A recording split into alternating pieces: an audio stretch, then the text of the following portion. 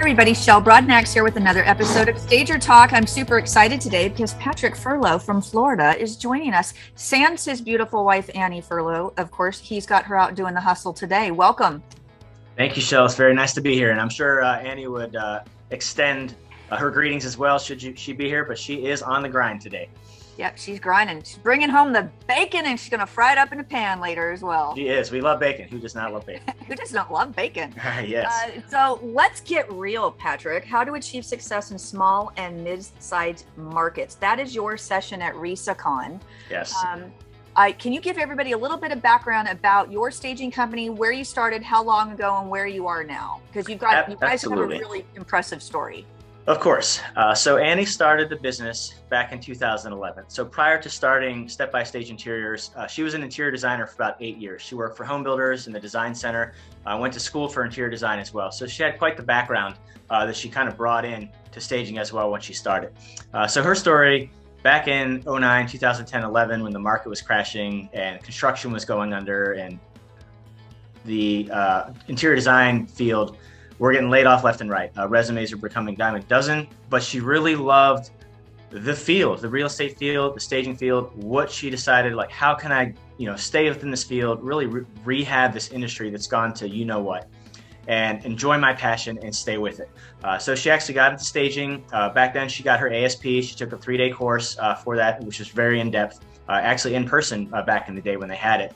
And then she also mentored with a stager in Pinellas County for almost a year, getting an understanding of the business, what it takes to run it, a little bit more of the design elements, and just really kind of mentoring with another before she decided to open the business and jump right in, which I always think is a very smart idea, especially today, where you have a lot more of an influx of stagers and people wanting to be stagers joining the industry, but maybe not necessarily taking the classes or actually having done so before, which is very important to get a really good feeling of, number one, if you really like it or if it's too much work or it's more than what you thought, and to make sure that this is a passion of yours that can be sustainable and consistent for the long term. We love seeing new stagers in our area. We love seeing people to be able to be successful and grow that business and be around long term, because we all know staging, the investment it provides to our sellers, which is why it's so popular, why it's such more mainstream now.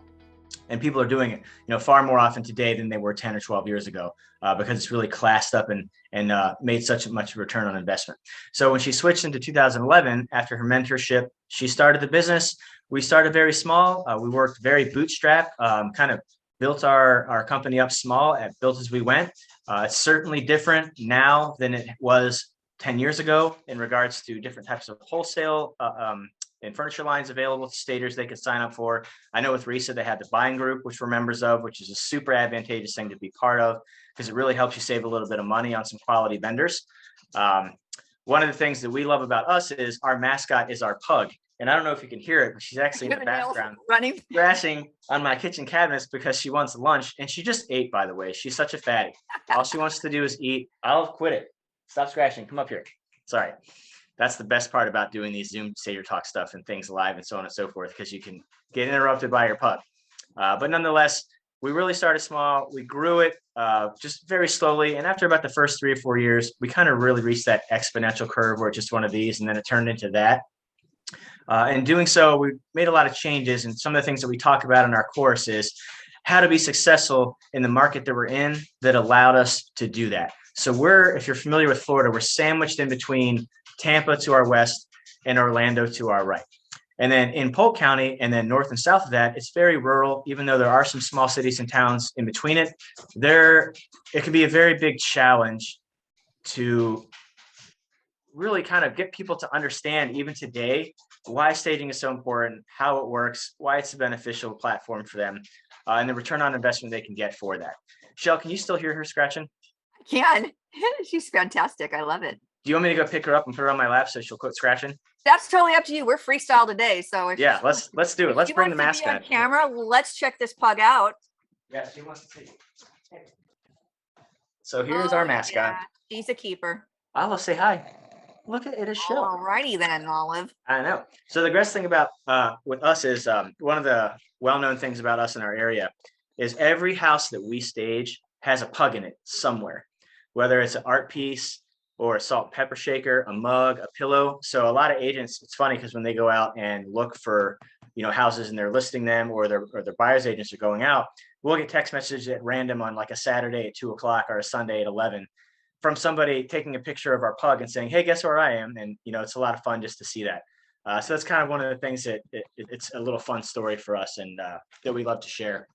But in regards to the business and the course and what we're going to be talking about at RESACON, we understand how difficult it can be in the industry, especially close to some major metropolitan areas where you have a lot of larger, more big box stagers and a lot of newbies that are getting started. And there's such a huge disparity and difference in a variety of factors, from quality to experience, expertise, the trending inventory that you might have or the amounts of it, and then price points, what stagers are charging for their services. So we're competing against a lot of times very lower priced, or maybe your low price leaders, your bargain basement stagers, and then a lot of similar price points to us. And we typically are usually the higher price point in our area, but it's for a variety of reasons. So one of the things that we talk about is knowing your business, understanding the numbers that you need to make to be able to be successful and hopefully operate in the black versus the red, really kind of understanding profit margin, your expenses, doing things the right way through legalities, with making sure that you're paying sales tax for your services. I would recommend, hiring, if you haven't already, a CPA, because they can really help you offload some of those, challenges and questions that you have as you focus on running the business instead of working it so much. A lot of things we talk about would be marketing principles. What can you do as a small and as a medium size or even larger stager, but in a smaller market, to get visibility on your product, on your business, and how you can generate more referral-based leads, get in the face of more realtors in your area, and different avenues to be successful in that. So we touch on that in the class, but really just differentiations between winning bids and not winning them in your area, how you can go about doing that.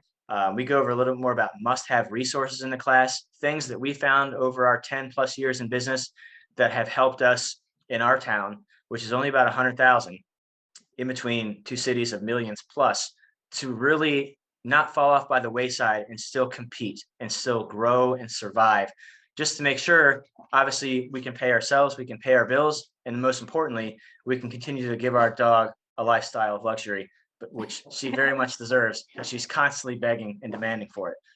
So that's the most important thing to us. I love it. I absolutely love it. I think a lot of stagers, they get into the industry and they experience the same curve that you did. And I think, in years 1 to 3, if you can survive them, you can get all your mistakes made, get them out of the way. And then years 3, 4, 5, and 6, you start to grow a little bit more. But I think it's also important when you mentioned, know your market, know your business and what it is that you want to do.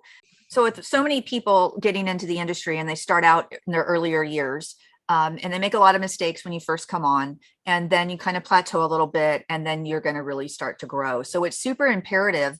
You can grow a lot earlier in your business if you get some of these things out of the way. So one of the things that we always say to people is, y'all don't know what you don't know. So That's where training comes into play, or continuing education training. And I think also that, there's a lot of people that don't get trained that get into the industry. Some fly and some don't, but there's some significant differences between those types of people. Number one, the ones that fly and the ones that get in it, they were already a creative. They understand the design aspects of the job, but they also come with the analytical side of the brain, because staging is very right brain, left brain. So they also have some business set and business skills about them, and may have a background in things like sales, marketing, and PR.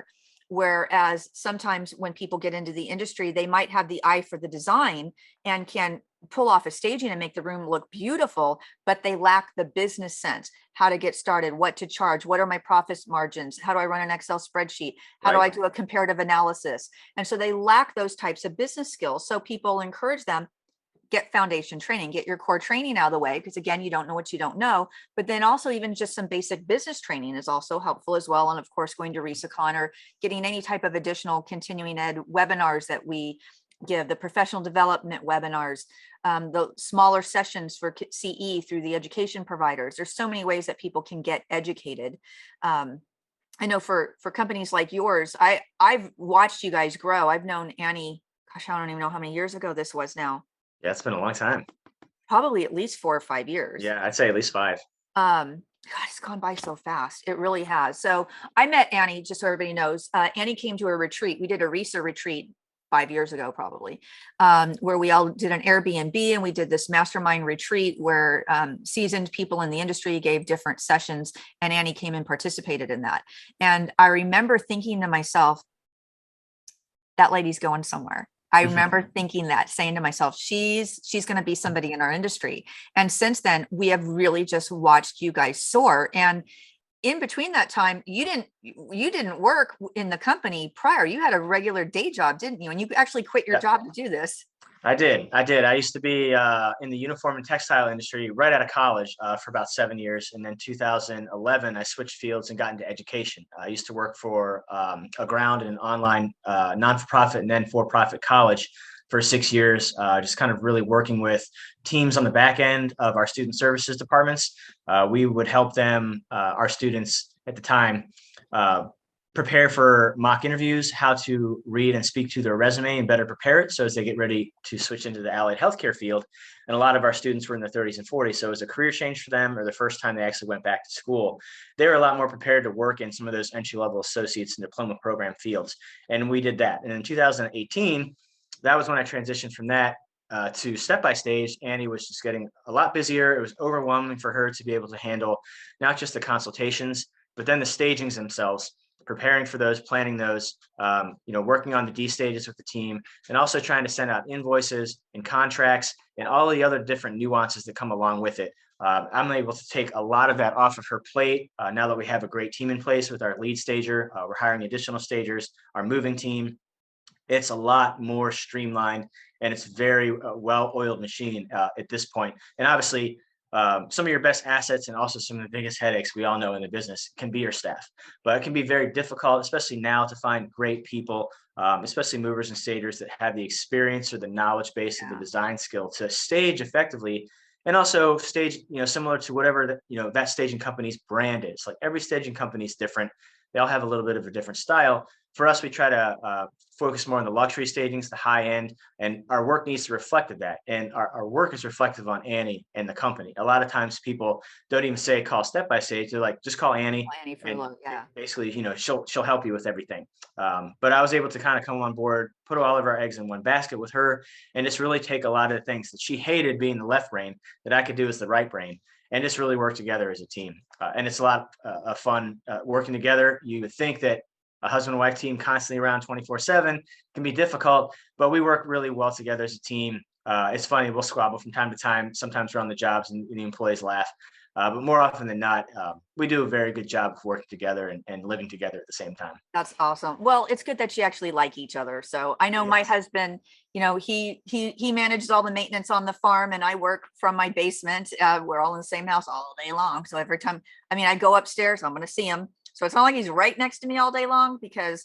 to be honest with you, we had a staging business, I don't know how many years ago, so many years ago, 17 years ago, maybe. And I had to fire him. It did not work out at all. It was That's so funny. Bad news. So I think anybody, this is a really good session for anybody to attend. I think with with your background and Annie's background coming together to co-present on this subject, people are really super lucky to be able to have this. So thank you for presenting. We really appreciate it. For everybody else, please check out the description on this session at the resaconvention.com website. Get your ticket. Hope to see you all in July. If you're unable to fly to get to RESACON, you can actually get the on-demand sessions. We're recording everything, so you can just watch them at your leisure. So check us out, resaconvention.com. Check out the awards as well. Get your submissions in. We want to be able to honor the industry's finest real estate stagers in all of our different categories. So until next time, everybody, happy staging. Happy staging, everybody. Thanks for having me, Michelle. Absolutely. Thanks. Bye-bye.